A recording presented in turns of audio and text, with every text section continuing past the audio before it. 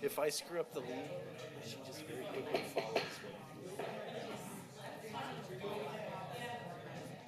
I would like to call this meeting of the Lammersville Unified School District Board of Education to order at 7 o'clock. I would like to let everyone know at this time that I would appreciate if you could silence or turn off your cell phones as this meeting is being recorded.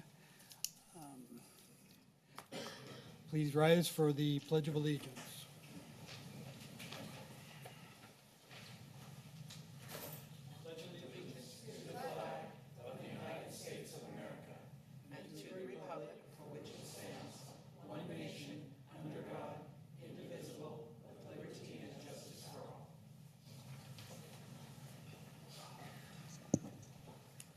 Roll call, please.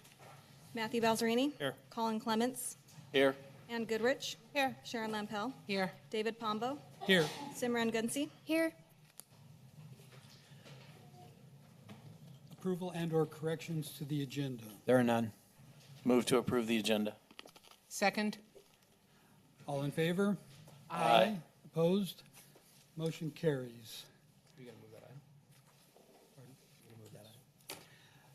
At this time, we will hear a presentation from Steve Abercrombie with DARE.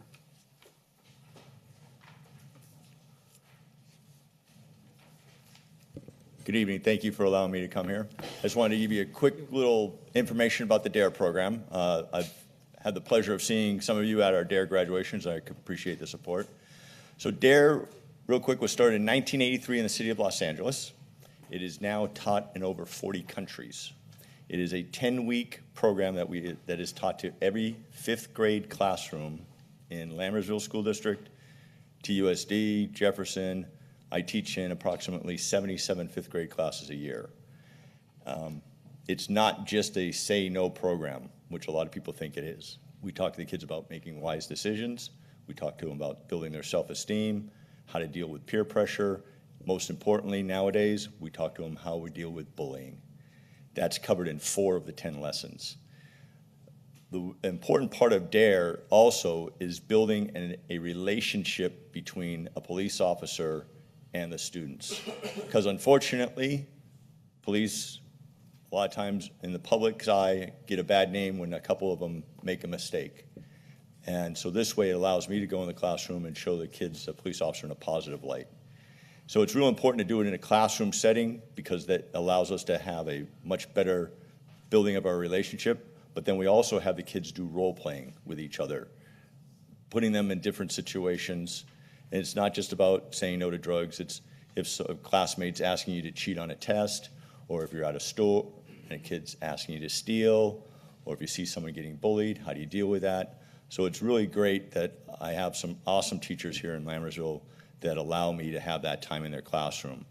The classroom lessons are between 45 to 50 minutes, once a week for 10 weeks, and then we have a celebration at the end. I try not to call it a graduation because I want the kids to think it's the end. This is just celebrating their accomplishments and continuing it forward. One of the other things that we have also initiated is a Dare to Pay It Forward program where we're getting the high school students involved in this. And so they mentor some of the younger kids, but they also come and speak at the DARE graduations.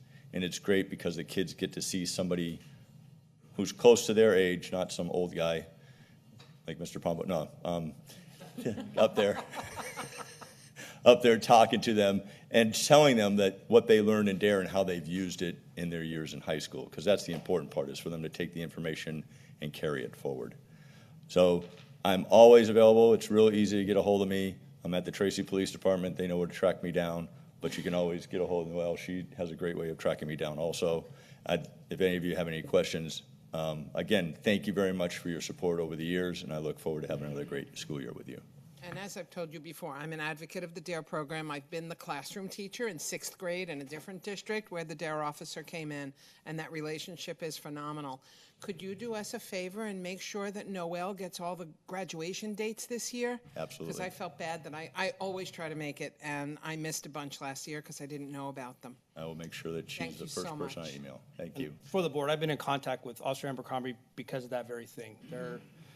seems to be inconsistencies amongst the campuses. So I've been working with the superintendent to try and resolve that and have it under the district so that it doesn't fall through the cracks. Yeah, So, and if it comes directly from Officer Abercrombie, I know we'll get it. Exactly. You got it. Yeah. Thank you so much. It's a great Officer- program. Officer Amber, I just wanted to say that, thank you very much for what you're doing. It's very valuable and very much appreciated. Thank you very much for your support, sir. thank you. And I would like to thank you and also say that the DARE celebrations are one of the highlights of the year for me. I enjoy seeing the kids. They really get into it, have a lot of fun, and you can tell that they get a lot out of the program. Thank you. Thank you.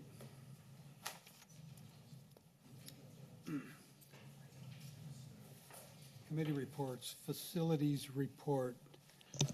Yes, Mr. President, we met on July 27th. We reviewed fees, financial status at the close of the 2016-2017 school year, and then general facilities status and matters. Thank you. Governing board reports. Madam Student Trustee. With the school year coming up, leadership and ASB have been working and having meetings for the upcoming year, and we've prepared a leadership bonding this Saturday, which I'm looking forward to, as well as the start of the school year. Thank you. Trustee Goodrich. I have nothing to report at this time. Thank you. Trustee Clements. Obviously, I attended the facilities committee meeting, and I have nothing else to report. Thank you. Trustee Lampel. I have nothing to report at this time. Thank you. Trustee Balzerini. the only thing I have is on the 28th, I met with Mr. Harrison and his assistant, laying out the goals for the safety committee. So we're already getting a head start on that. Thank you. And at this time, I have no governing board report. So we will move on to receiving of public comments. Board shall give members of the public an opportunity to address the board either before, during, or during the board's consideration of each agenda item. At a time so designated on the agenda, members of the public may also bring before the board matters that are not listed on the agenda of the regular meeting. The board may refer such a matter to the superintendent or designee or take it under advisement, but shall not take action at that time. The board may place a matter on the agenda of a subsequent meeting for discussion or action. Individual speakers shall be allowed 3 minutes to address the board on each agenda or non-agenda item. The board shall limit the total time for public input on each item to 20 minutes. And our first speaker is Thomas Lee.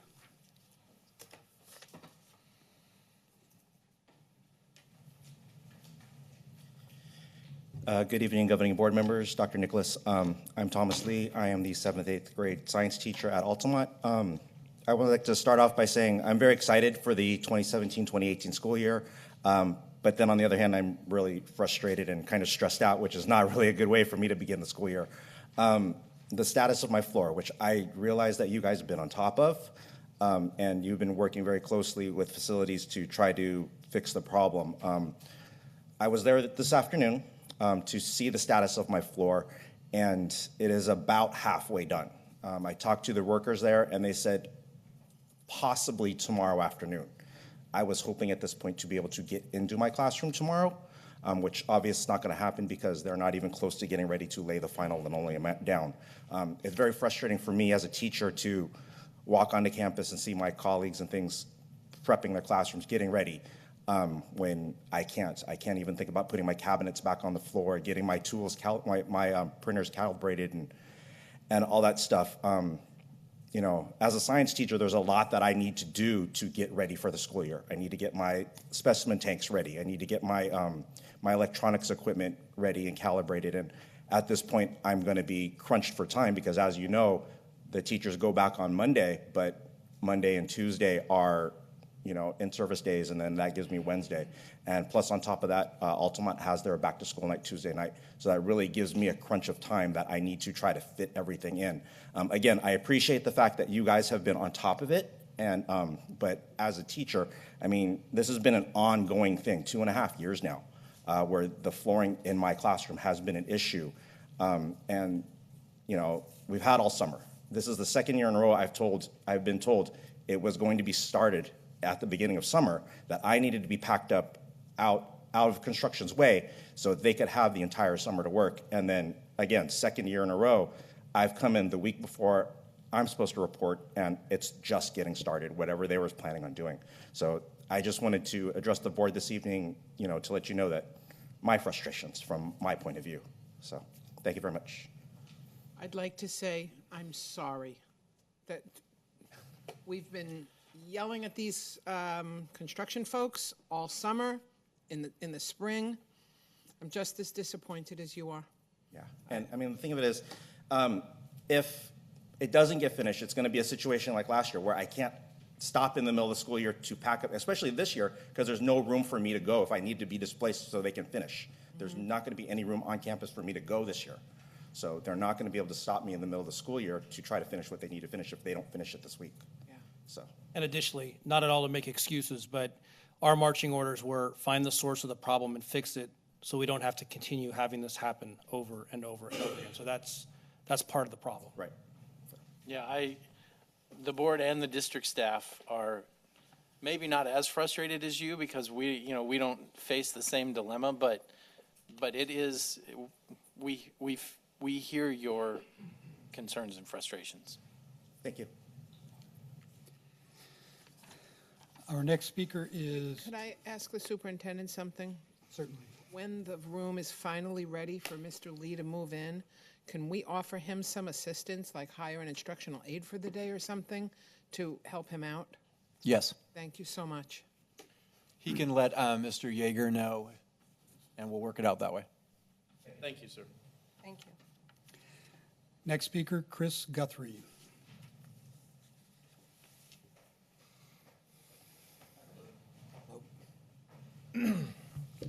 Three minutes.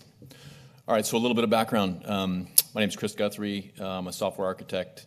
I work in the Bay Area, mostly home. I live in the Bethany Village. I moved my family here about a year ago, specifically to attend the Bethany School. I have two sons, one a soon-to-be fourth grader this year, one will be a second grader this year. Both, as of a year ago, were scheduled to attend the Bethany School. Both of them have IEPs that come from Dublin, Kolb Elementary School in Dublin. Both of them suffer from fairly severe anxiety, specifically around change. So we strategically kept them in the Dublin school last year, even after we moved to Mountain House, specifically to solve the problem of change, right? We didn't want to uproot them from their school, their friends. We wanted to give them as much lead time as possible to adapt to their environment, to make friends in our neighborhood, and we've done that. My wife got a call. We're a week and a day from school starting on the 10th. My wife got a call on Monday, just 2 days ago, saying that my oldest son was going to be transferred from Bethany to Altamont School. Both a drastic change, separating him from his brother, basically his worst nightmare. So that's a little background. I have a couple questions. I did that pretty fast. I have a couple questions and a single goal here today. My goal is to make sure that both my children attend Bethany School. My questions are, how do I make that happen by Friday at the 5 p.m. deadline where class lists are being posted? Sub-question is, who do I need to speak to get there? And then maybe for everybody else who also has children attending, how do some of these decisions happen? What is the process by which they happen? It felt very arbitrary. It felt very last minute. It seemed like there was no assessment. The fact that two kids, both with IEPs, both with anxiety around change, why you arbitrarily select my child? I'll stop there. Any questions or comments you have? I'd love to answer. Unfortunately, we can't answer your questions here in this for him. I will Understood, yeah. turn this over to the superintendent to look into And I can predict someone who's sitting over there in a gray suit's going to talk to you right now. Great. Okay. Sure. Thank you. Thank you guys very much. Thank you, sir.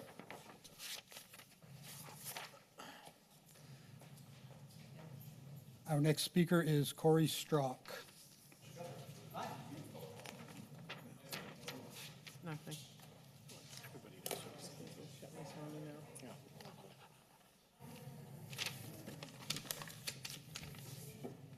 Hello. Hi, my name is Corey Strock, and I'm the president of the Wickland School Foundation. AB 2073 became law 2+ years ago, and I believe it's time that we allow our local organizations to benefit from this law. I've heard the arguments by the board, both for and against. I've also talked to local residents, especially the ones who do a lot of the volunteering and the fundraising. And overwhelmingly, residents in this town want the option to do some adult-only events here locally. Maybe one day that will be at a community center, but that day is not today. What we have now are school facilities, so we should use those. The law was voted on and passed by our legislature with the goal of assisting towns like ours to raise more money. So let us try it. Enact a trial period where each organization that wants to throw an event can throw one event. Let's see how it goes, and then evolve our policies based on what happens in those events, and not just because someone doesn't like the idea. According to the CSBA website, the role of the school board is to ensure that school districts are responsive to the values, beliefs, and priorities of their communities. And this community would like to be able to run local, adult-only events with the beverage of their choice. So represent the people and give the people a chance to throw some. Thank you. Thank you. Thank you, Corey. Next speaker, Michael Montag.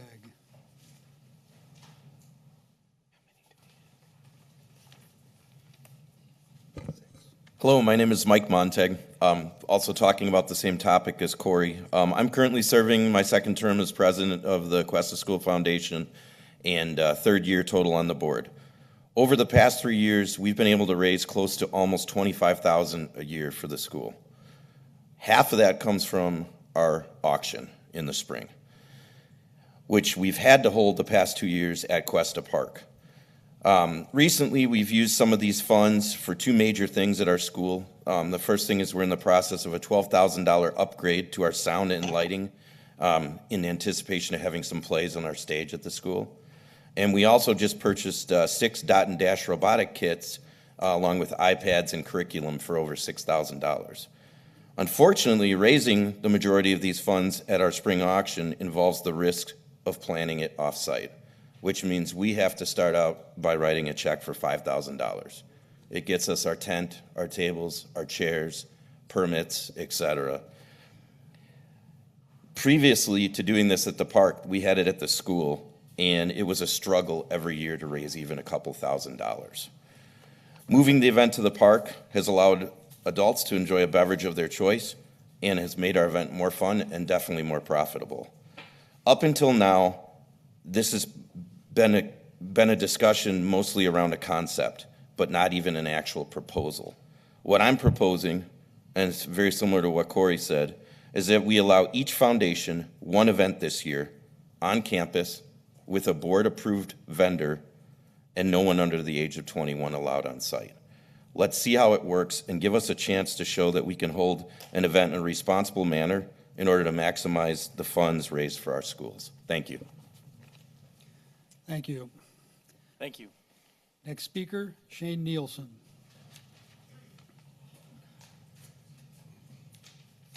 Do we have to let him talk? Unfortunately for you, yeah.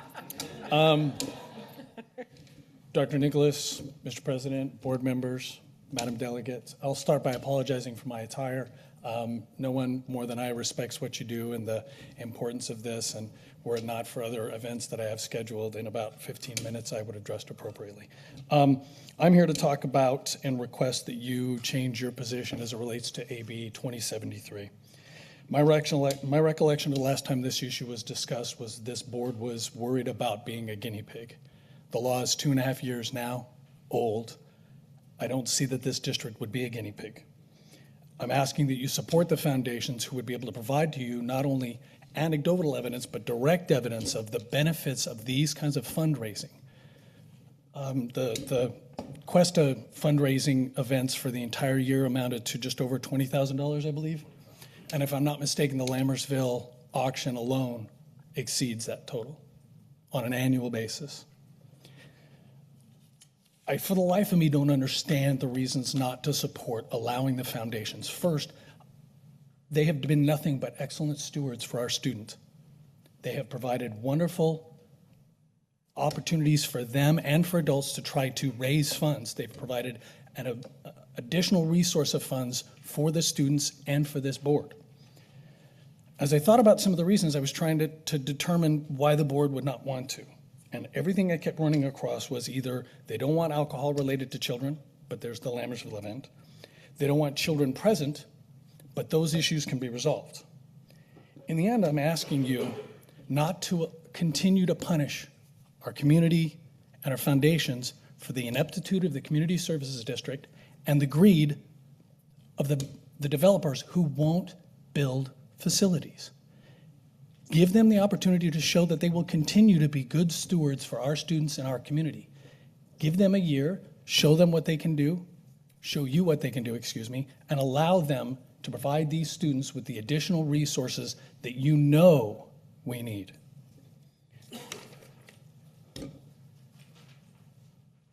I would hope that this isn't a function of the foundations needing to prove themselves. I don't believe that any of the foundations should have to do that.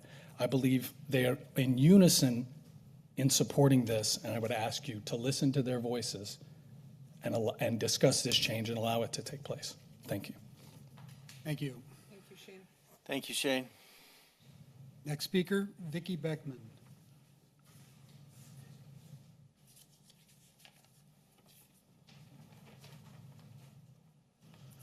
Good evening, trustees, Dr. Nicholas. My name is Vicki Beckman. I am starting my third year serving on the Wickland School Foundation Board. In that time, I have been very involved in our fundraising efforts, and most of our efforts have been very successful. That being said, the demands on foundation and booster resources to support all that the district's budget cannot continues to grow year after year, and our tried and true donors are feeling tapped. It is my belief that it is now time for you all to consider giving boosters and foundations the ability to hold fundraisers that include alcohol on district property in accordance with AB 2073, even if only one event each this year as a trial. Currently, any booster or foundation that wishes to hold events that include the option of libations for its adult donors must be held out of town or in a park, which requires renting tents, generators, lighting, heating, and sound. These facility costs run the organizations thousands of dollars per event that should go directly to the students we are all here to serve. Parents and students want programs that aren't part of the district's very tight budget.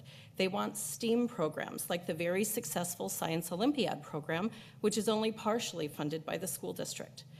They want art and drama programs, which receive no funding from the district and cost WSF almost $10,000 each year to provide. They want speech and debate programs, which require buses to competitions monthly.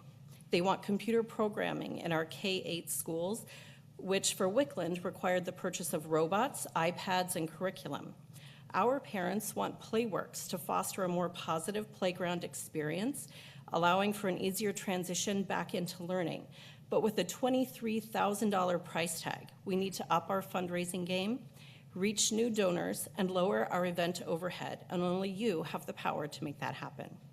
I am here asking you all to consider a trial year, allowing each booster and foundation one adult-only fundraising event using district facilities that includes alcohol as a beverage option, to raise money to support what the district's budgets cannot, but what district parents want.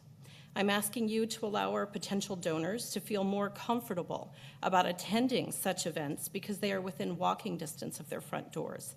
I'm asking you to partner with boosters and foundations across the district to make what we all want a reality, the best possible educational experience for our kids. Thank you for your time, and thank you for your thoughtful consideration.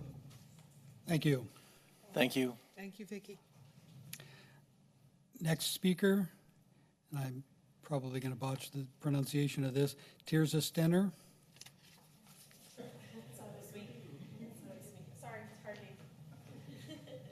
Excuse me, how do you pronounce your name? Tirsa? Tirsa? Yes. Thank you. Close. So, Superintendent and the board, my name is Tirsa Stenner. I am a parent at Altamont. We are the youngest school, and so fundraising for us has been difficult. We have new families coming in every year. I think the second year we had 600 students. We now have over 985. That being said, we don't have a lot of parent participation, so we have the same 20 parents trying to run fundraisers and trying to get money. And we talked about having like a date night for parents, doing a paint night and having alcohol being served. And when Principal Yeager brought to you, it was a possibility as long as we didn't have the PTA, because we are a PTA, we are not a foundation, and we could have it as long as a PTA name was not attached. But now that's taken off the table if this is not allowed, if we're not allowed to have alcohol on school campuses. The other issue is there are places in Tracy who would maybe want to use our elementary school multi-purpose rooms. That also generates income if they're able to do a crab feed or a spaghetti feed. And I feel like the school should have that option. Whether or not we use it, it should still be allowed to be an option for us to use. I'm not saying, and I agree with Corey where it would be awesome if we had a trial period.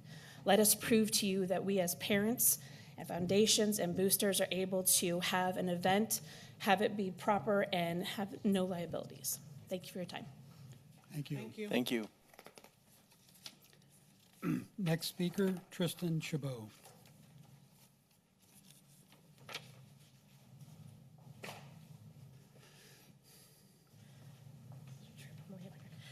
Good evening, board. Thank you for the opportunity to speak. I'm just adding my voice to the choir. This is my first year on WSF. I'm the new vice president.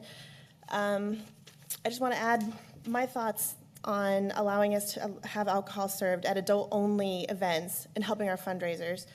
I have heard from many people in town saying that they would like to attend the crab feed, but they don't want to drive all the way to Tracy because if they're served alcohol, it's easier if you don't have to drive, clearly.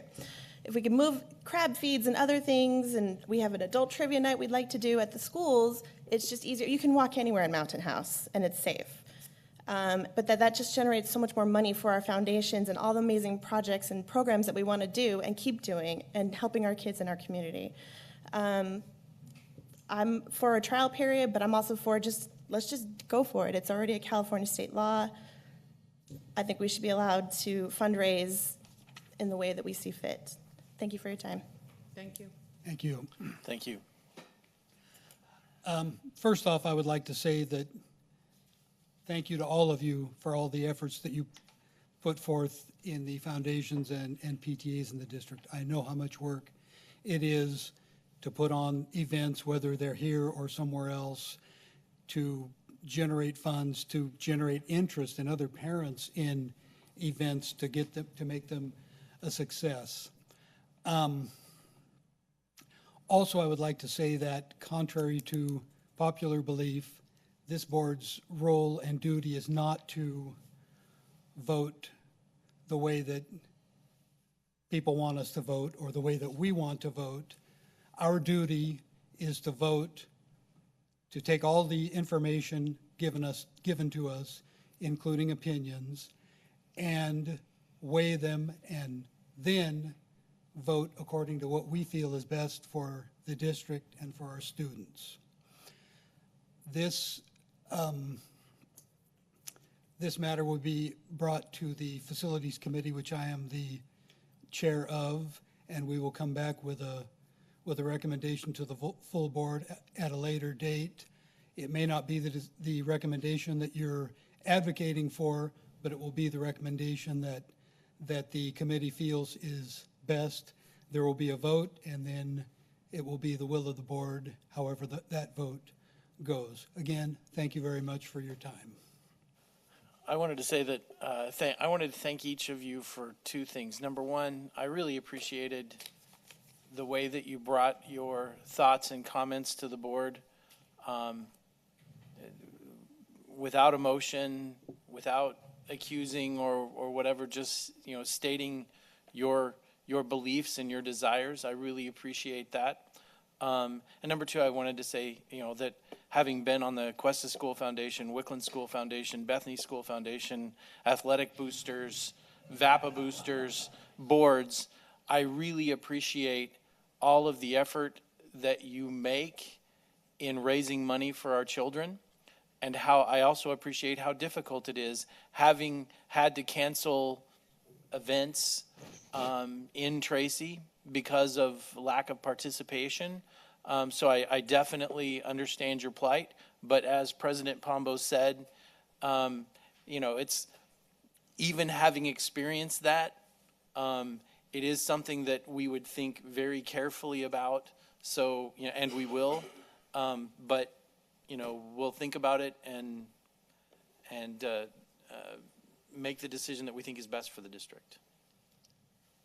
I too want to say thank you. I know how difficult it is to do fundraising, and the work that everyone contributes, the time, the energy, it's much appreciated, so thank you.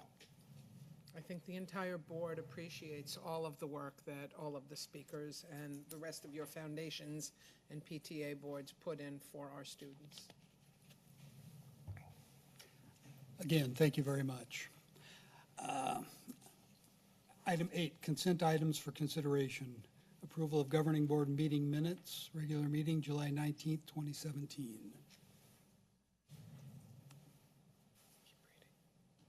Oh, you're right. Warrants, approval of contracts under $25,000, $2,020 for Children's Home of Stockton for individual counseling services. Item D, approval of 2017-2018 hires. Item E, acceptance of resignations. Do I have a motion? I'll move to approve the consent items as presented. Second. Further discussion or comment? All in favor? Aye. Opposed? Motion carries. Trustee Lampel. Thank you, Mr. President. So I'd like to welcome the following new employees to our Lammersville family. Erin Abramson, self-contained classroom teacher. Cloti Alachuku, self-contained classroom teacher. Kalihehe Kablay, music teacher. Monica Craighead, self-contained classroom teacher. Melissa Crivello, self-contained classroom teacher. Mitchell Crossley, math teacher. Athena Duran, high school vice principal. Kate Faulkner, self-contained classroom teacher. Kristen Flynn Pasquale, special education teacher. Danielle French, speech and language pathologist. Tara Gillians, high school food service lead. Sonia Goel, math teacher. Erica Hogan Sokolowski, special education teacher. Bridget Jeffrey, English teacher. Brianne King, self-contained classroom teacher. Lauren Linton, school psychologist. Mitchell Maestres, special education teacher. Daniel Martinez, campus supervisor. Nicole Martino, special education instructional aide. Caitlin Montague, self-contained classroom teacher. Virginia Nyberg, self-contained classroom teacher. Rebecca Orozco, self-contained classroom teacher. Ariel Starks, self-contained classroom teacher. Paul Thompson, campus supervisor. Yolanda Tituana, school psychologist.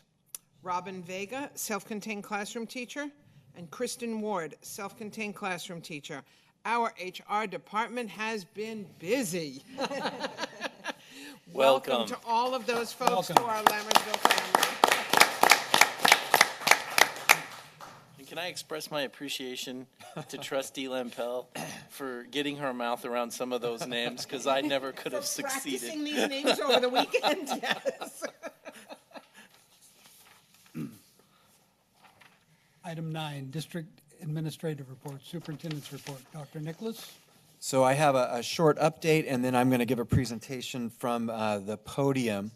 So we have some really good news coming on all of our construction fronts.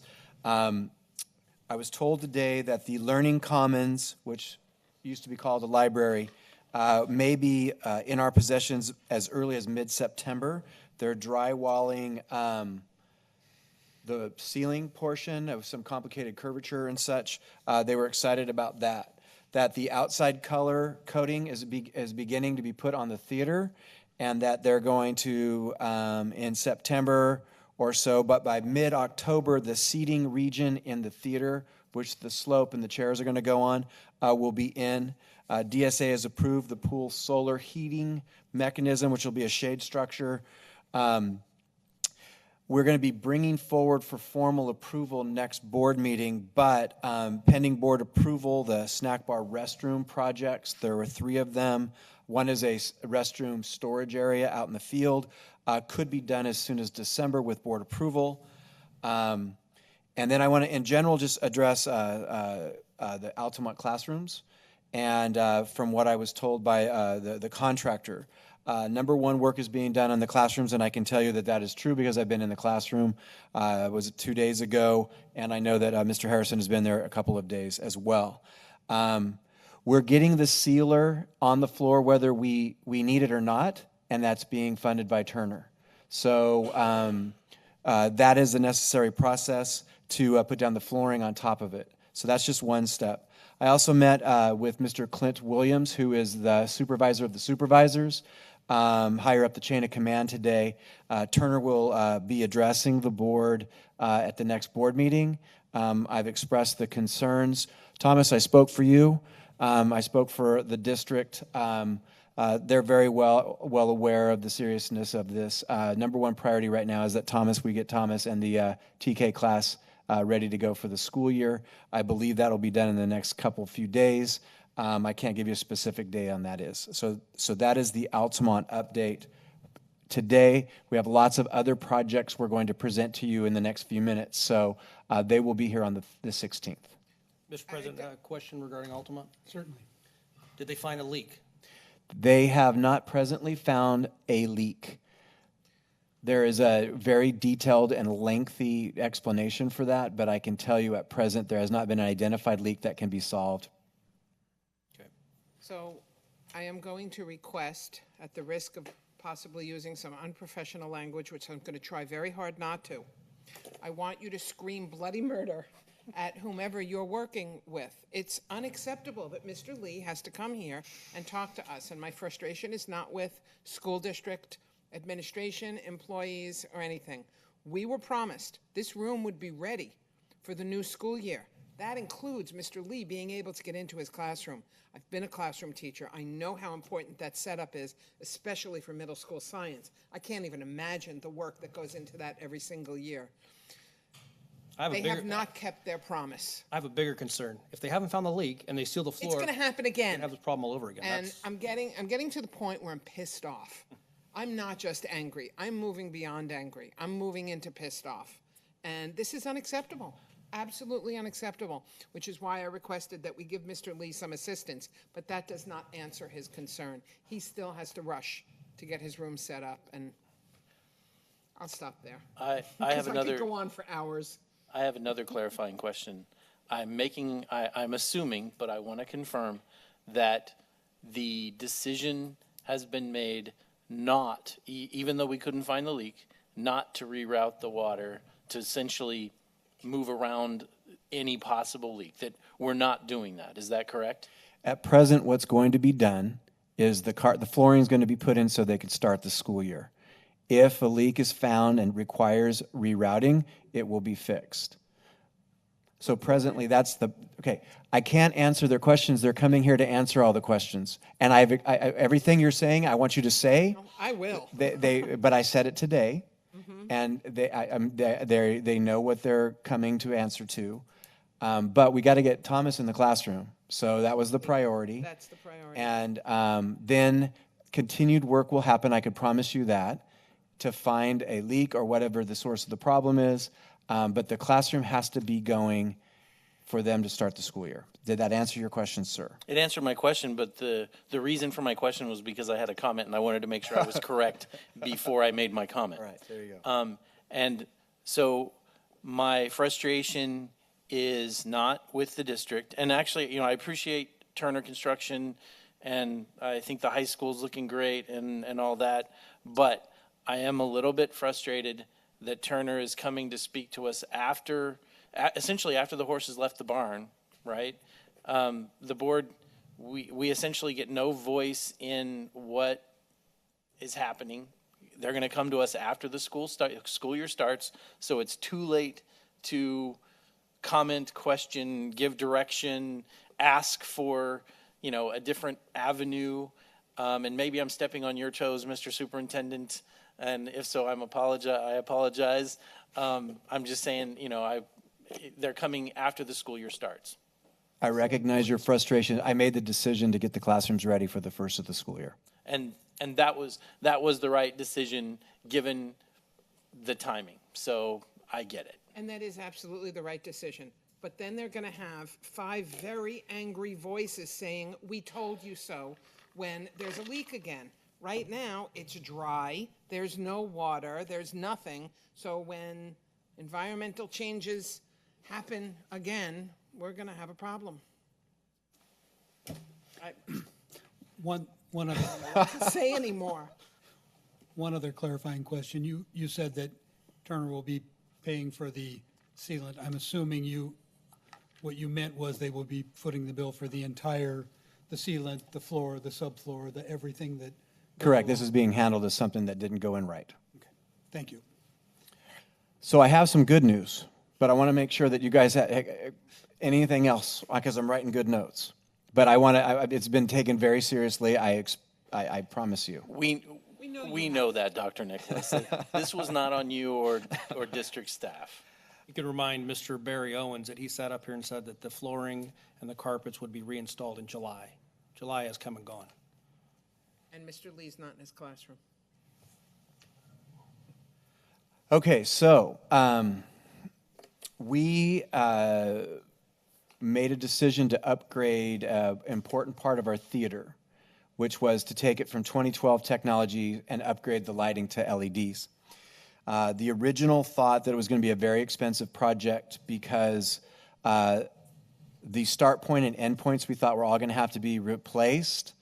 And by having to replace all that equipment as they made it go to LED, it was going to cost up to $250,000. Today we were told that they didn't have to replace any of that equipment, and so the total change in that contingency item was only $26,000. So our contingency grew by approximately $225,000 today for the high school project. That money will more than likely be applied to the restroom snack bar project and not have to come out of Measure L. So that was exciting news today. That lowered the blood pressure a little bit. There you go. There you go. Thank you. All right, so then we're going to do a presentation. We're going to talk a little bit about the future here in a couple of seconds. And so I'm going to talk a little bit about School Facilities Master Plan and how it relates to what's happening in our district, school growth, population growth, and then Alvina and Ted are going to give a presentation about what our school district will look like when we get to 7,500 kids and more. So I'm going to run down here real quick.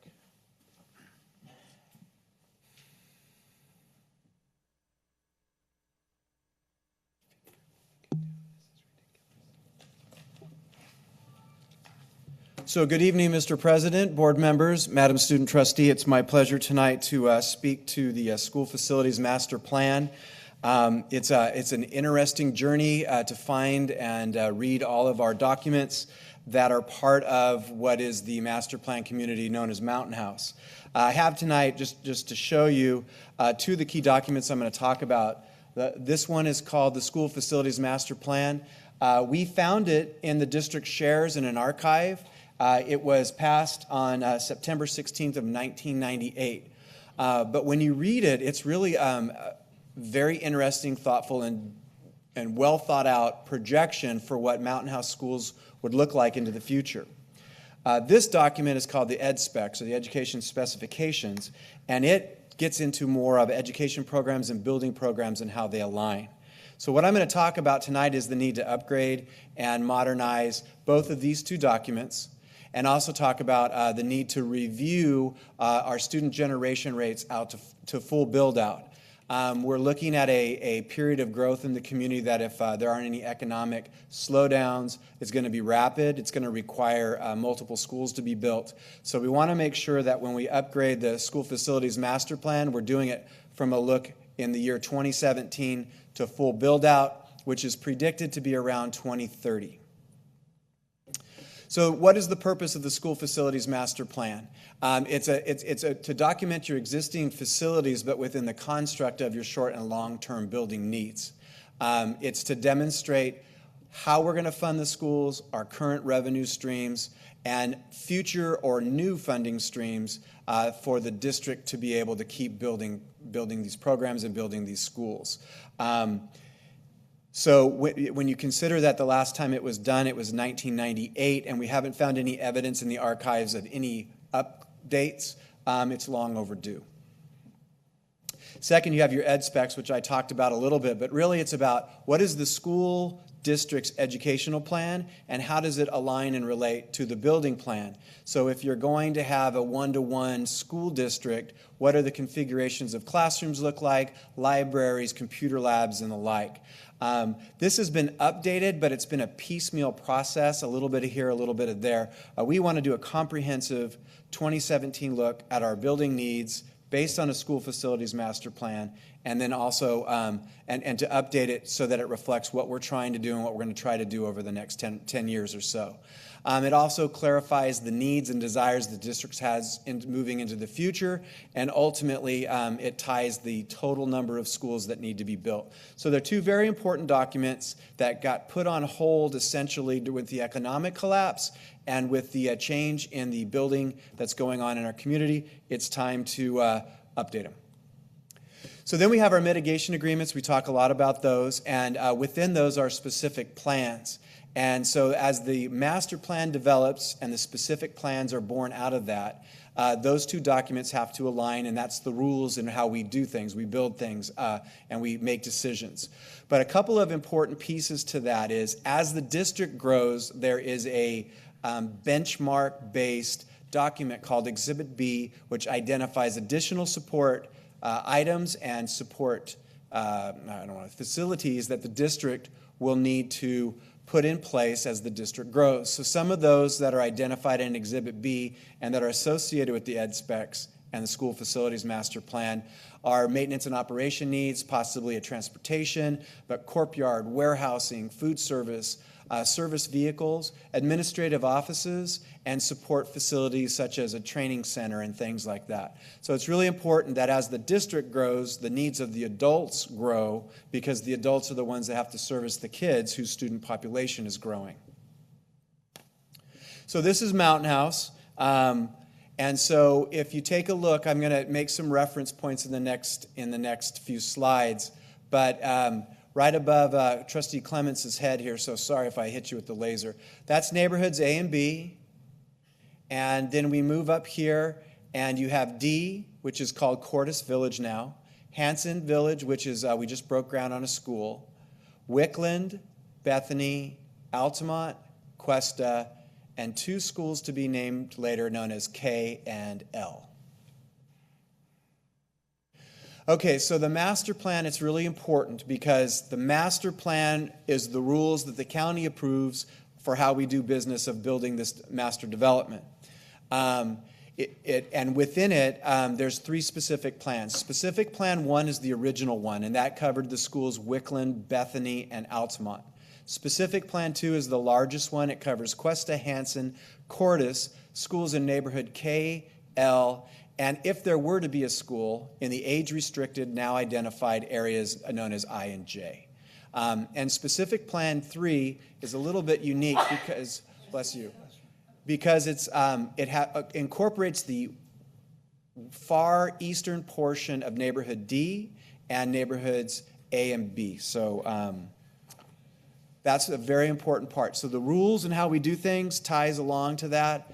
Okay, so in 1998, in the School Facilities Master Plan, they predicted the following student population as we build out our K-8 schools, and it's approximately 6,000 325.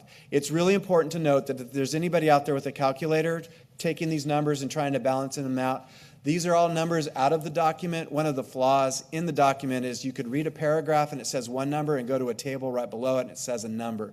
So every number in here is an approximation, subject to be wrong a little bit to the left or a little bit to the right. But those were the student growth populations, and it also predicted a number if schools were to be built in the two age-restricted facility or areas as well. We have our Lammersville Elementary region, which obviously is our founding school, and in all three specific plans, and I address this later, 2,400, a school for a high school of 2,400 kids. So the total student population is approximately 9,000, and that splits the gap between the super big prediction and the relatively small prediction. It shoots right in the middle. So what I'm saying to the board tonight is it looks like 9,000 is an approximate number that we will end up at somewhere around 2030 if things continue in the direction they're going. This line graph represents the big prediction and the small prediction and the realistic prediction. So the red line on the left at a very rapid pace, starting above Trustee Goodrich's head over here, is the year 2000 and the lone school that is known as Lammersville. And if you get up here to the upper right, in 20 years, if things were to have continued at a rapid pace, approximately 10,100 students would be in our student population over a 20-year period. In the yellow line over here below, this is a slower build-out to the year 2030, where the student population would fall somewhere in about 8,200 students. This was the predicted path, which is a high growth but not out of control growth that would have landed at 9,100 students. So that's part of where we came in at the $9,000, the 9,000 student prediction. So this tells the story of what really happened up until now. So if you take a look here at this graph, you have the heavy-duty high prediction, the low prediction, the realistic prediction, and what really happened. So each of these squares represent a school. So you have Lammersville, then you have Wickland, Bethany, Cuesta, Altamont, and the high school. And right over here, there's a little brown dot, and that represents where we're at now, just below 5,000 students. So I'm going to show you the line graph and what it's going to look like with what the developers are saying is going to happen in the community here in a second. All right, so the student populations as they exist today in our enrollment. So we have 4,879 students. That's going to keep fluctuating. The numbers that are up there up until the parentheticals are the actual enrolled numbers of students in the classrooms. The parentheticals that go with Hanson all the way down to neighborhood L are what is predicted in the documents. That is subject to fluctuate, but it gets you a feel of what's going to happen as these schools get built out and what's going to happen with student population and the adults needed to educate them and take care of the needs of the adults who are educating those students. So Mountain House High School, again, this is just a reference within the documents, but in each Chapter 5 of each specific plan, it says 2,400 students, that we were expected in the master plan to build a high school of 2,400 students, and the classrooms that we are building on the great facilities that are going in at Mountain House High School include classrooms to full build out of the high school. So the Learning Commons Library will have 5 classrooms, the theater will have 4 classrooms, Career Technical Ed will have 5 classrooms, and of course there's the aquatic center and the tennis courts, which are stations for PE. So I've been meeting with developers lately. It's interesting that there's been a very real change in our conversations from we can't do anything to let's talk about what can be done. We're expecting lots of growth. So we know that Hanson's going to open up in August of 2018.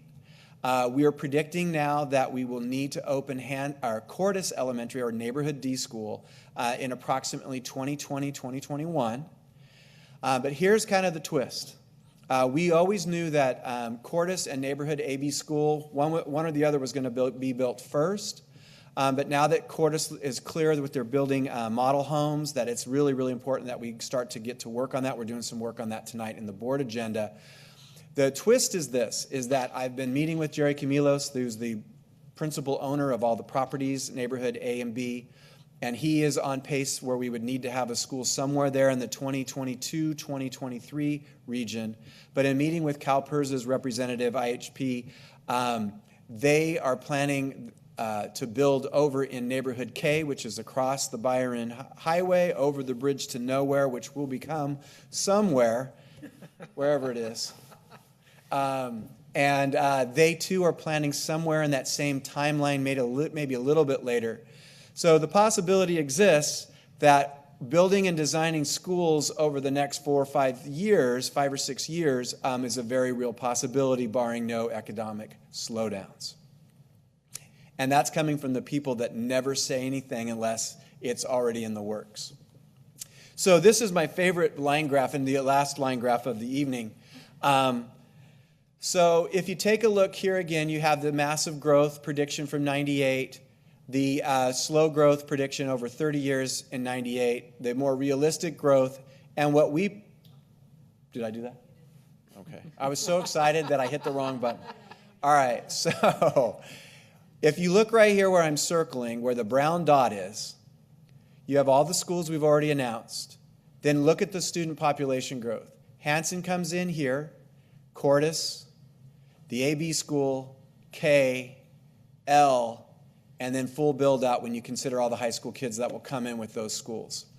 So they predicted in 1998 that by 2030 we would be at build out. It would be around 9,000 kids, and in spite of the economic collapse, 2008 to 2012, the reality is barring no changes, we're going to be building schools. We're going to be seeing large growth. At least it's very clear that in neighborhood C, which is Hanson, and neighborhood D, Cordis, that is proving to be true. So my final slide is this. This is our new reality, that Lammersville Unified, the formerly small school district, is going from a small mid-sized district to a large mid-sized district in the next 10 to 12 years. That the Getting to 5,000 plan will be completed sometime in the next few months when we pass the 5,000 student mark. We know that we have to plan for 7,500 kids because when you build a school in Cordis, in AB, and Hanson, and you do the math, then that gets us to 7,500 students. And finally, we need to update the school facilities master plan and the education specs because we need to reflect the line graph that I showed you last and get this document moved up to a modern standard of what the district is. So with my final point is it's very real possibility that over the next 4, 5, 6 years we will be building and designing up to 4 schools. That is my presentation. Any questions? If you build it, they will come. I think in this case they're coming and we're building it. Gotta build them. Okay. As with all predictions, though, it's important to note that things can change. Now, the second half of this presentation, I'm going to have Mr. Miller and Mrs. Kaiser come up and talk about what does a district look like at 7,500 kids in terms of finance and staffing.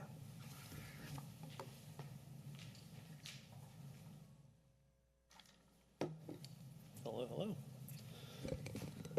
Mr. President, trustees, Superintendent Nicholas, thank you very much.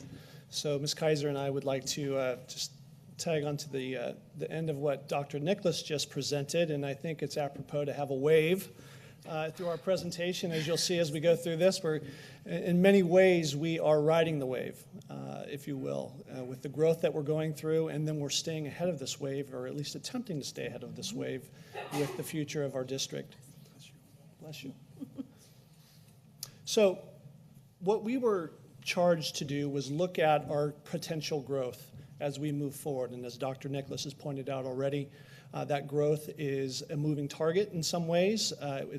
We're anticipating it to stay steady, but as you'll see here, what we're looking at and what we were charged to look at was over the next 5 to 10 years, 2 things. What are our staffing needs, and what school development will we be looking at as we move forward?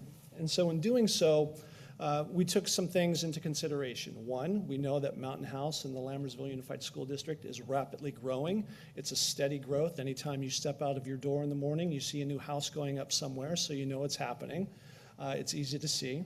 The other is that, and we won't go too deep into the formula that we've used, but we also realize that there is growth within the district when it comes to our student population. Over the last 4 or 5 years, we've looked at that student population's growth, and we've come up with a formula that would tell us that over the next 5 to 7 years, annually, we'll see an annual growth of 3 to 5% in our student population. So with that information, if that holds true, that tells us that we're going to have to do two things, as Dr. Nicholas pointed out. We're going to have to increase our staffing, and we're going to have to put some structures in place to support that staffing, which ultimately supports our students. So the following is a suggested plan of growth based on that expectancy. So where do we start? So Alvin and I began looking and researching other school districts to see similar patterns that may be similar to us now. What we came up with were 9 school districts throughout the state of California, many of them local, some of them up in the Sacramento area. And what we found were a number of districts that ranged anywhere between 5 to almost 10,000 students. And as you can see here, those districts have a very similar makeup to our current population when it comes to not only the student base, but the structures base. And if I may skip to the next page, I'd like to point out specifically Washington Unified, which is in West Sacramento. I point them out because of their population, which is almost 8,000, which we're not quite there yet, but soon to be. But really, as the number of schools and the setup they have 7 K-8s, they have 1 high school. We're very similar to that population currently, and we're moving in that direction. What we did with this information was not only to see what they were doing, but we wanted to really find out what was their staffing or their infrastructure like. So we looked at these districts. We wanted to find out how did they staff their schools, how did they staff their district offices, how did they staff supports, and we came up with an idea of what that would look like for us moving forward. In addition to researching these 9 districts, we also took a look at the Coronado Unified School District study. And this was a large study done for the school district in Coronado down in the San Diego area. This particular study also used as a reference point Ripon and Calaveras as part of their specs, if you will, when they looked at that. And through this study, while there were multiple areas of the study that was looked at, for our purposes of this, what they came up with were 2 real big findings that I think in the spirit of using the wave, the technology and software systems as we move forward, being more efficient, improving our student services. And as the board over the recent weeks has done for us, and you've been very kind, we've begun moving forward with that in some of the systems. As if you remember last 2 weeks ago, we moved forward with the HR system to bring on Appleby and do something there. So, but the other key and the bigger key to this in our presentation tonight is the alignment of departments, the addition of staff in key areas for our district's size and growth. And what this study really talked about was this idea that we need to make sure that we are properly staffed in order to properly support our community and our students. So, as Dr. Nicholas pointed out, the timeline for build out through Cordis. So if we look at our simple math, or our numbers that we've used, and we assume that we have a 5% growth model in the TK through 8th grade levels, that means to us that we're going to average about 250 new students per year. And I can tell you on our count this morning, just for reference, from last year to this school year, we're at 242 new students already. So I would even say that this number is probably a little bit low. Okay? But based on that, if you look at this, for the 17-18 school year, we begin monitoring those numbers, as it says. And during the 17-18 school year moving forward, we're going to gain 250 new students. It's also the design phase for the Cordis School, which Dr. Nicholas pointed out. In 18-19, Hanson will open. That same school year, we'll add another 250 students. That will also begin the construction window for Cordis. We'll be looking at designs and such. In 1920, another 250 students would come on to the district. And then by 2021, construction of Cordis Elementary School begins. And then on our numbers in 2022, Cordis would open roughly in that time frame, adding 1,000 new students to our district, just staying ahead of the wave that we just have. Get those kids in those seats, open up some more seats in some of our other schools, but continue the build out because of the growth that we have. So it's a constant, just staying one or two steps ahead of what we're experiencing right now.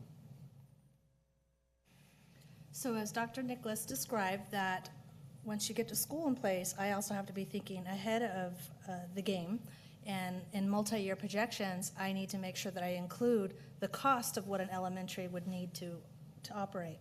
So I included a list of some of the items that I have to think about when I'm preparing a multi-year projection. Obviously, with enrollment, we need more teachers. We'll need additional classified staff, which include the custodians, instructional aides, noon duty coverage. Students need materials, textbooks. With staff come the need for support in payroll, benefits, HR. There's utility costs. I put a few there. The water, sewage, gas for one site alone is $175,000. Repairs and landscaping services, and obviously the food service program. You have to have a kitchen at every site. So with each school, it's $4.4 million that I have to be thinking about in advance when I know that school is coming on board. Alvina, could you just tell the public what a CE teacher is? I know what it is. A certificated teacher, yes. I'm trying to save space there. There's a lot of stuff on that.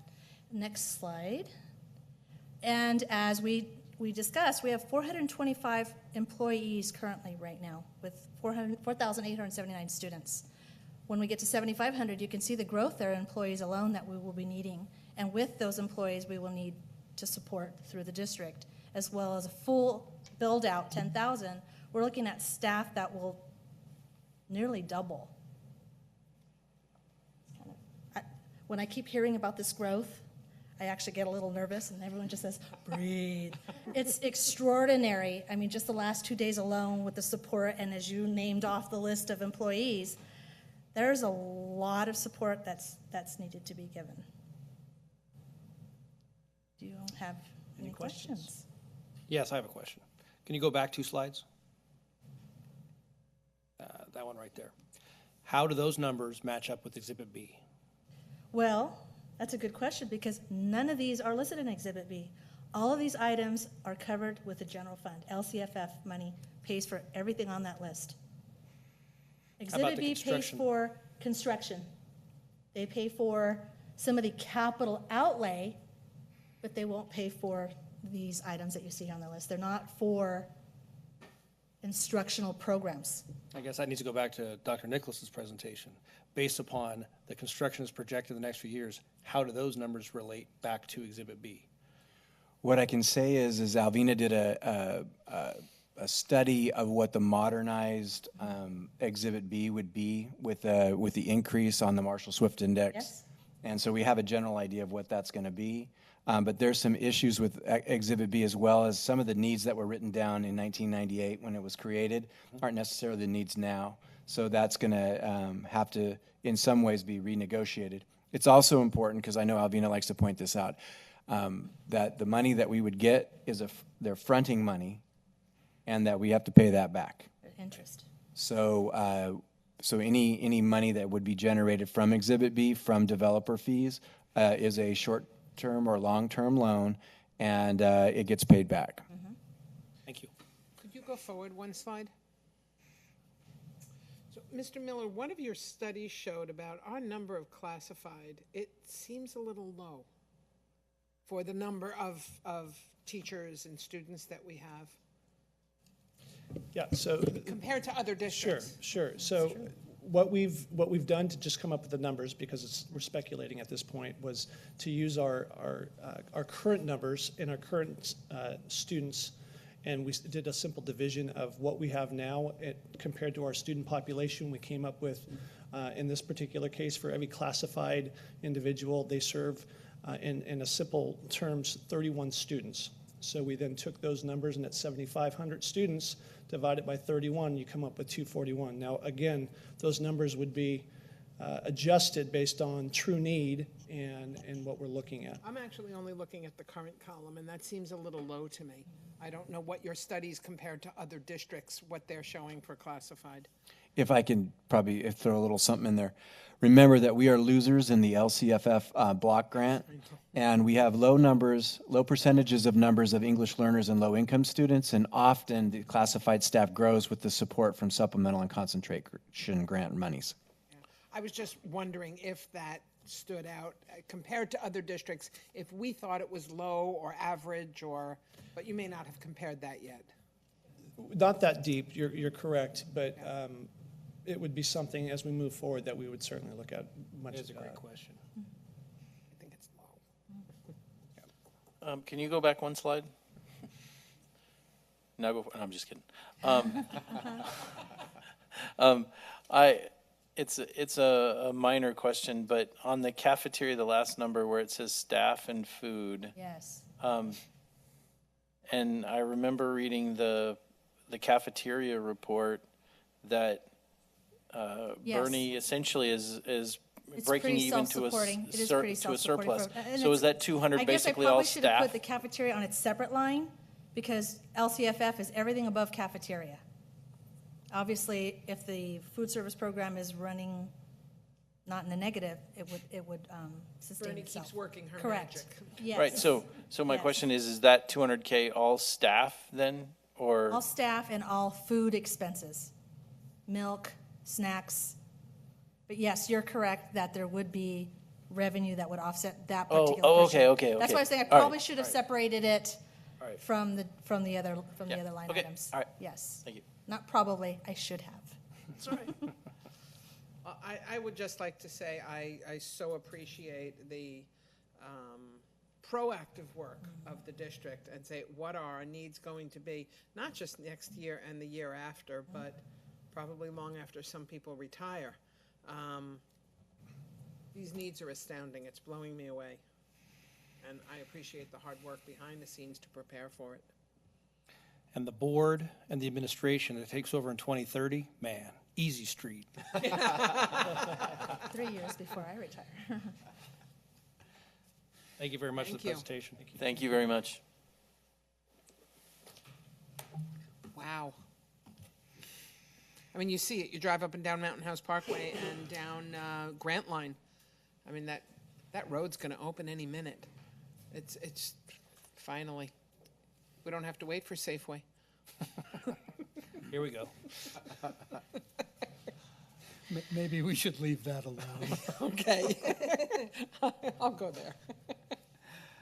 Item B, District Maintenance and Operations Report. Mr. LeGrand? Mr. President, we have 3 presenters tonight because we have lots of projects going on. So if I may, Mr. Harrison's going to start, then Mr. LeGrand, and then Assistant Superintendent Sherburne. Thank you.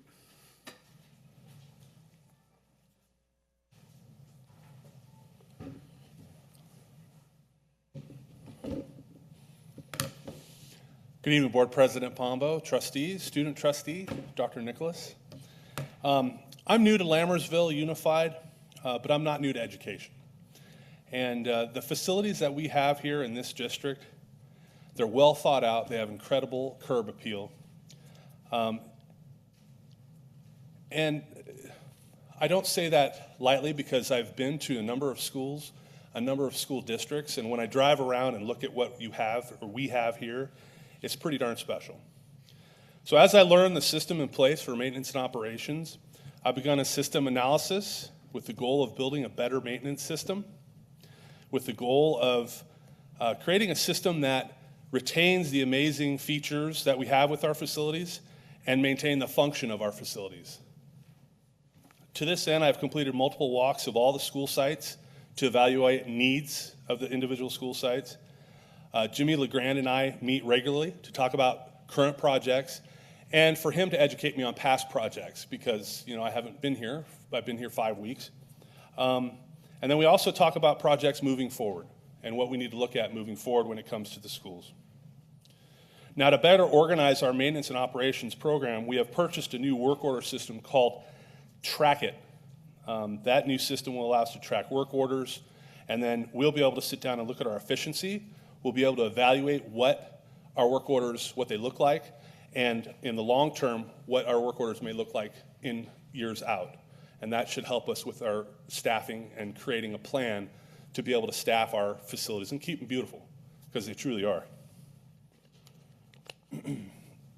There are a number of summer projects finishing up, and we've prepared a brief slideshow to show you some of the things that have been going on over the summer, and that should be finishing up relatively soon. Some of them have finished.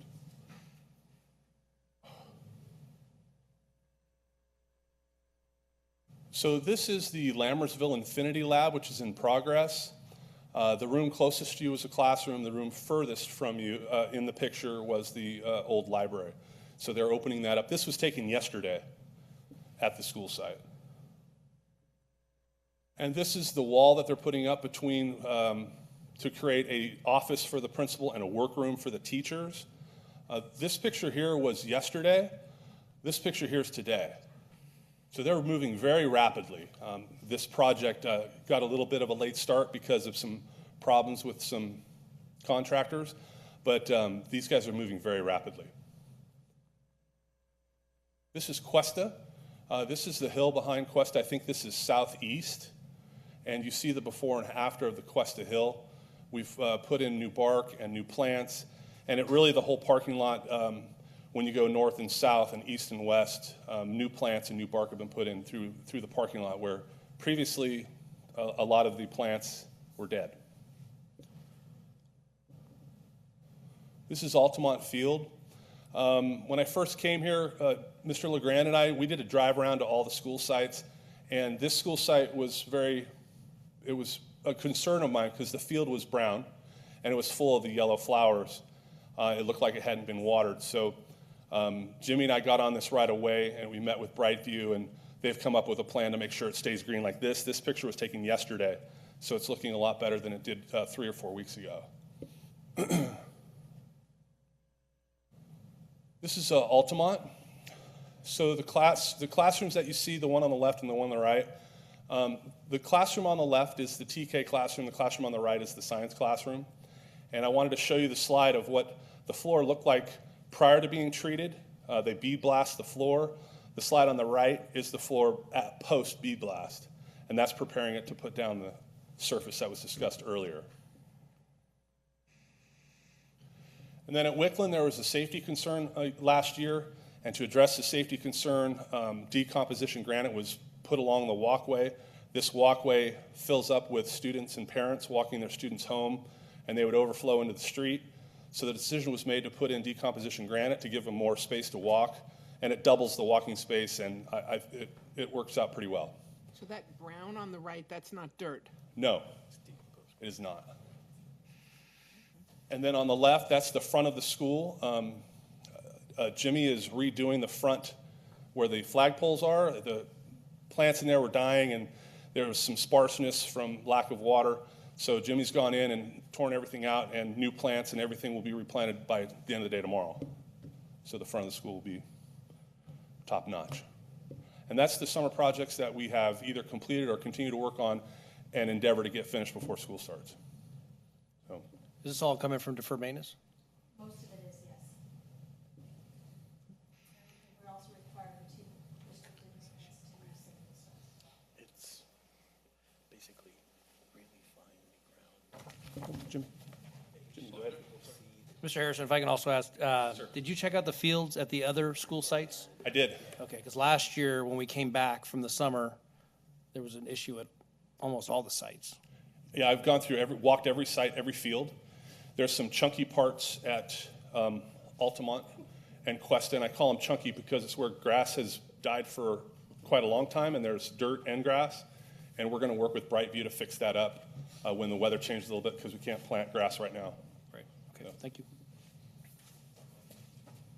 Thank you. I try not to get too close to Thor's. That'll harm me.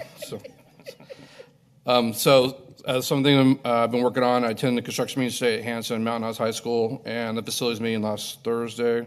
Did a punch list walk yesterday at Bethany and Wickland for the Prop 39 work. Bethany was fine. There were a couple lights they missed at Wickland. They'll be coming back to get those done before school starts. As Thor mentioned, we're finishing up some grounds projects this week. I want to commend the custodial staff. They've done a great job cleaning the schools. I did a number of walks to the classrooms. They did great. Floors are shiny. Rooms are clean. They're ready to go for when the students arrive next week. We have 2 custodial openings. Principal Faubert and I attempted to fill them. We found 1 candidate, and we're still looking for 1 more. So both those positions will be at the high school for the additional buildings that are coming on board this year. And the playground at Lammersville, it will leave Oregon on the 8th, which is Tuesday. So it won't be here by the time school starts, but we're going to get it in as soon as possible. So it should be here by the 9th or 10th. And that's pretty much all I got. And I'm glad I don't have to answer questions about Altamont. Now, I have one quick question. Sure. Besides Mr. Lee, are there any other teachers that are not in their classroom? Because it looked like from the pictures that there may be a TK that's not ready yet. The TK room is not ready. It'll come on the same time as Mr. Lee's classroom, which will be Friday, Monday at the latest. Okay. So as told. District-wide, those are the only 2 teachers that are Correct. able to get in their classrooms? Correct. As far as I'm aware, those are the only 2. And the Wickland carpet project is all done? Yes, sir. It's all done. I think I mentioned it at the last meeting, but it's all done. Sorry, I wasn't here. Thank you. Uh-huh. Anything else? Thank you. Thank you. Thank you. Good evening. Oh, there we go. And lastly, I would like to share with you, we've been doing through the Measure L funds, the classroom instructional technology upgrade at Wickland and at Lammersville elementaries. So these 2 pictures highlight the work that has been going on a little over about 2 weeks ago. The one on the left of the screen there highlights how this funding has been invested into the infrastructure that we're doing there. So wanted you to see that the box at the top of the picture is called an Arlington box, where all of the new wiring and cabling that goes into running the technology has been fed through all of that. If you look over here where you see this hole, that hole right there is where a digital control panel will go, similar to right here on the wall, like this. So that is getting installed this Saturday. And then down at the bottom of the screen is where they are rewiring all of the new input panels. So those will be put right into the wall. Over here on the right-hand side, you can see where it is all finished up a lot more. We have a TV here that is all mounted and turned on and running. This is the new control panel box that I mentioned over here. And then up here, this is where they'll be installing that FSR panel this Saturday. So we expect that we will have all of the classrooms finished and completed by the end of Saturday at Wickland, the majority of them at Lammersville. We had a little bit of an issue with some products being on back order, including wiring and that Arlington box. So those are coming back in and will be running right down to the wire for the start of school, but we should have all teachers having usable technology with just some little pieces that we have to tighten up during that first week of school, and we should be good to go. Any questions? Maybe somebody should have told the teacher they should have moved their bulletin board. Yeah, I know they'll be fixing all that up, yes. They'll probably put up new stuff anyway. Yes. I wasn't going to say That's anything. pretty funny. Thank you The very classrooms are not pretty yet. Yeah. All right, thank you. Thank you.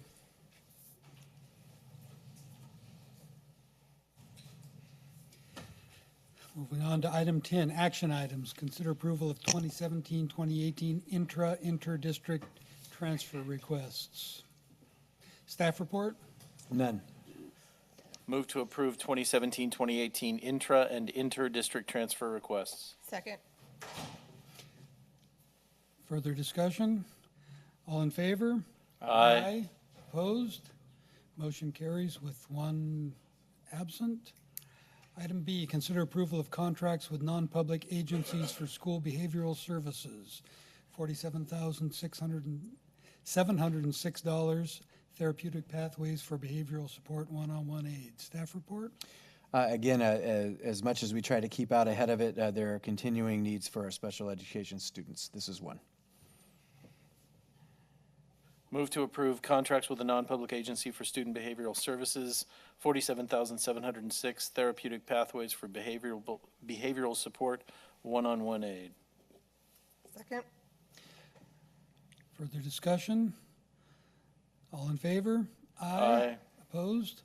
Motion carries with one absent. Item C, consider approval of new certificated job description, alternative education teacher. Staff report?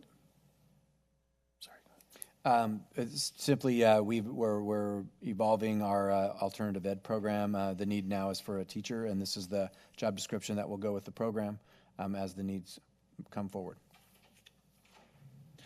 I was going to say that I think I recall Trustee Lampel mentioning that she had a question on this, so I was going to ask, if she wasn't back, I was going to ask if we could table it until she got back.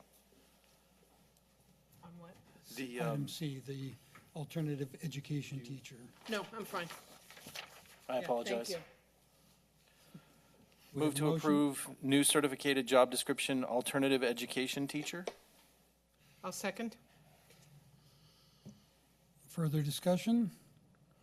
All in favor? Aye. Opposed? Motion carries.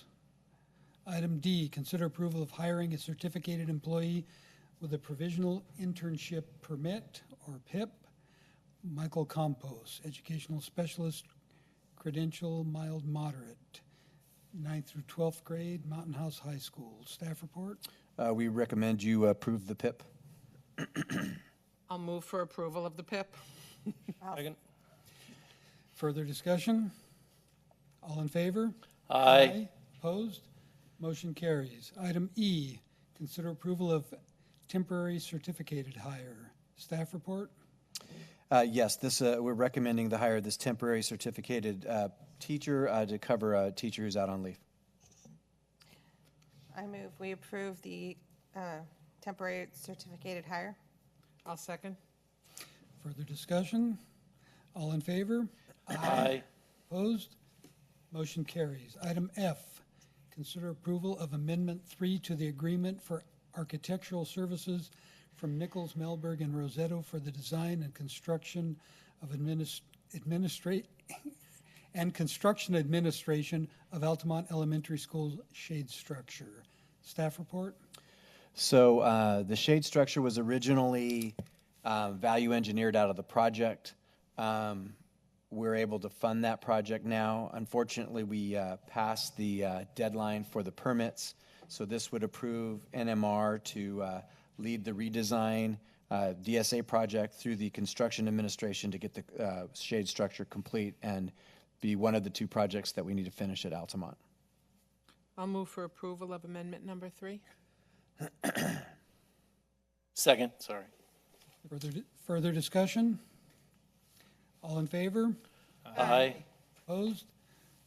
Motion carries. Item G, consider approval to authorize the superintendent to issue a request for qualifications, request for proposal, RFQ, RFP, to selected architects for the design and construction administration of an elementary school in Neighborhood D, Cordes Ranch. Staff report? Yes, so I'm recommending to the board that we continue the same lease-back model that we've been using in our district to construct schools, Hanson being the latest. I'm recommending that you give me permission to, or direction, I should say, to go forward with an RFQ, RFP, which we would do tomorrow. Our goal is to identify the architect who will lead the design and the construction administration of the Cordes Elementary School, but also remember that the goal here is we want to get on the state, the Prop 51 state bond monies list as fast as possible to ensure the state matching funds that come with the school. And the roller coaster begins. Yes. Move to approve authorization for the superintendent to issue a request for qualifications, request for proposals, RFQ, RFP, to selected architects for the design and construction of administration of an elementary school in Neighborhood D, Cordes Village. Second. further discussion? All in favor? Aye. Opposed? Motion carries. Item H, consider approval of leaseback agreement with Turner Construction for the construction of Altamont School preschool and shade structure. Staff report? Yes, so a couple of things. Number one, as kind of a cleanup thing, it was noticed that the term shaded area in the contract was written when it should have just said area. So I'm going to pass down a recommended change to Exhibit B from page 1 of 22 in the contract. The reason why that's important is it simply, there are two maps in the contract. One is where the project sits in the school site, where the project will take place. The other one meets a minimum requirement to explain where the project will take place, which is the plot map. So that would clarify that. Number two, this leaseback project, Turner Construction built Altamont School. Along with the shade structure, which was value engineered, also we didn't have the funds for the preschool. And so we went through a formal RFP process, which was duly advertised.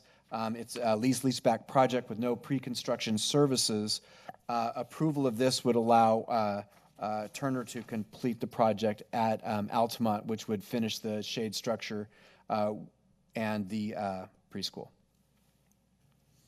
How long was the RFP open? I believe it was 2 weeks. They're the only applicant? They were the only applicant.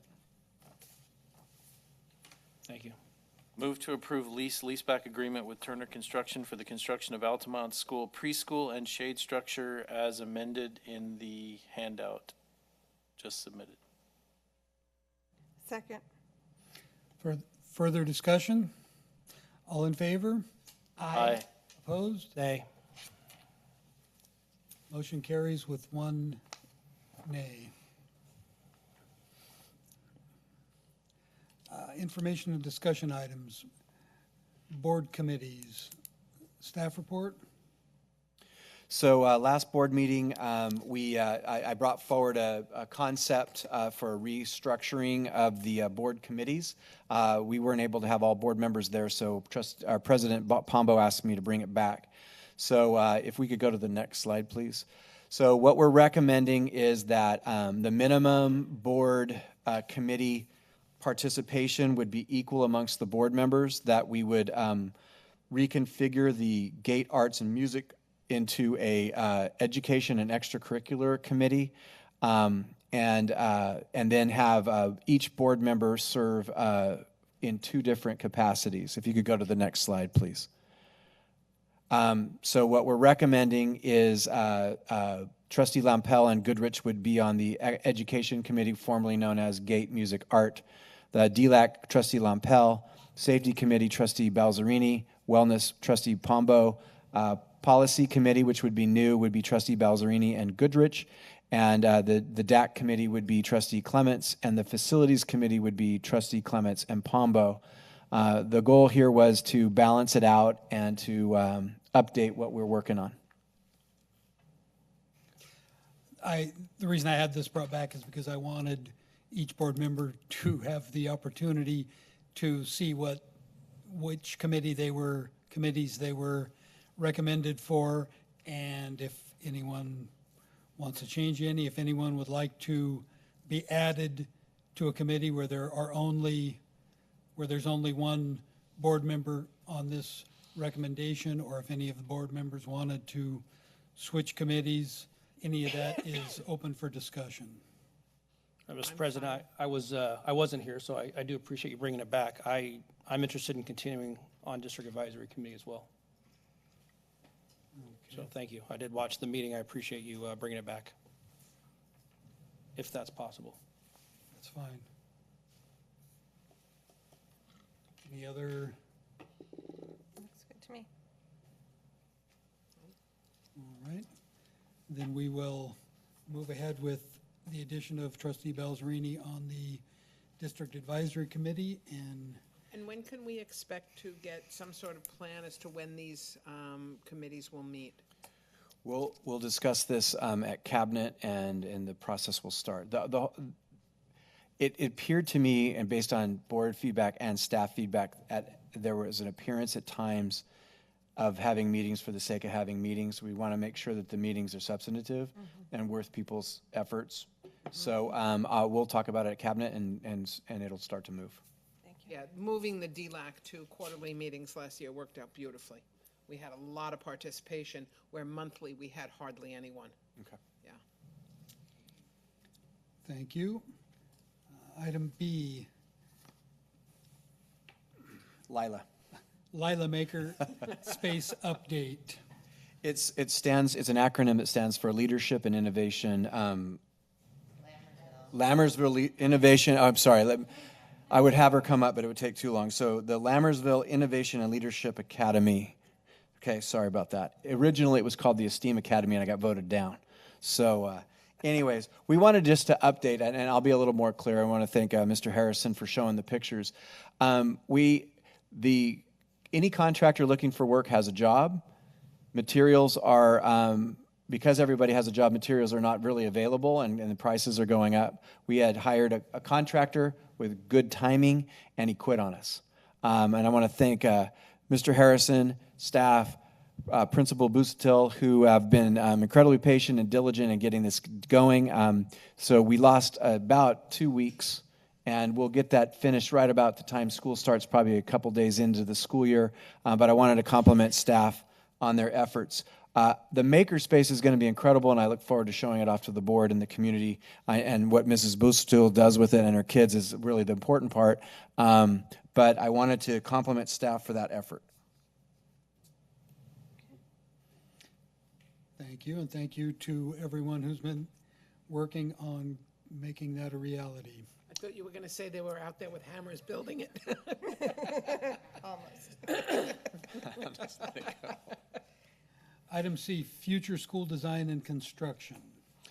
So I wanted to bring forward a concept for the board's consideration.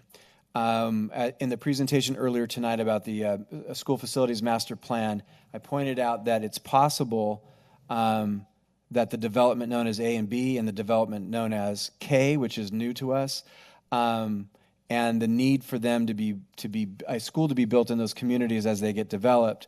We have a couple of things to talk about. One is, do we want to consider having the design work done for the schools in AB and a school in K to try to get on the state funding list for the Prop 51 dollars?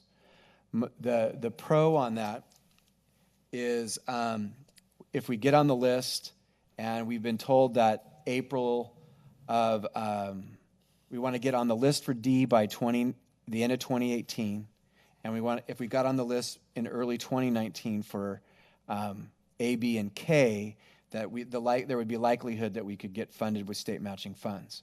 Now, the con on that is a couple of things. One is we can do the design work, there'd be a slowdown in the economy, and we end up with some DSA timeline issues. But the flip of that is if there is no state construction bond once Prop 51 ends and a new governor comes in and doesn't support it, there's a possibility that we would have a need for a school and no state matching funds that would come with it. So instead of waiting down the road, I thought I'd bring it forward and say something to consider. If we want to meet the April of early 2019 timeline, we have a little bit of time to do thoughtful consideration.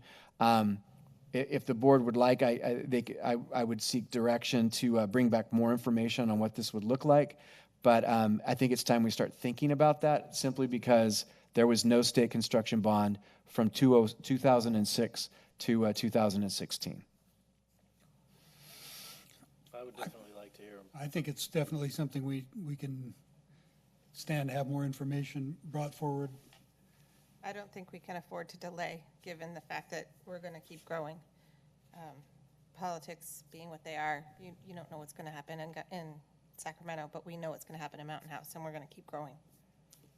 And we'll just have to roll the dice. If there's some kind of slowdown, we can't anticipate that.